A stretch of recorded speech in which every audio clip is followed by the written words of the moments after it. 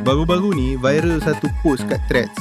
Ada kakak ni cakap, lelaki yang ajak bayar asing masa first date tu adalah red flag paling besar. Katanya, jantan kedekut, punca wanita stres dan sembelit. Sedap mulut dia bagi fatwa cinta. Tapi, mes ini, aku nak bagi satu perspektif realiti yang mungkin buat korang rasa panas telinga sikit. Dengar sini, kita hidup tahun 2026 weh. Mulut bising laung, woman empowerment, gaji nak sama taraf, hak nak sama rata. Tapi bila bil sampai atas meja, tiba-tiba tangan tu jadi cacat nak capai dompet.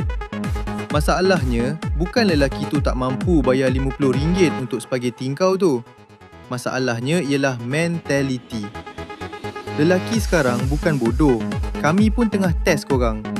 Kalau first date pun kau dah expect layanan macam Tuan Puteri, tanpa hulur satu sen pun, Wak Ima duit parking, itu bukan high value woman.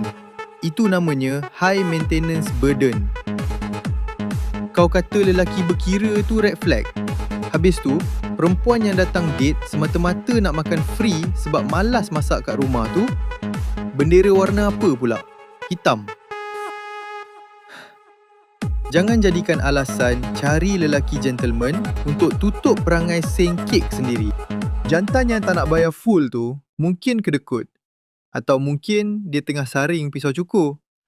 Tapi perempuan yang assume lelaki wajib bayar semua benda demi sekeping maruah, korang sebenarnya yang merendahkan value diri sendiri.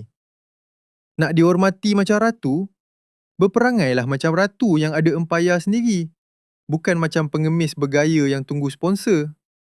Ingat, date tu sesi suai kenal. Bukan program bantuan sara hidup. Red flag!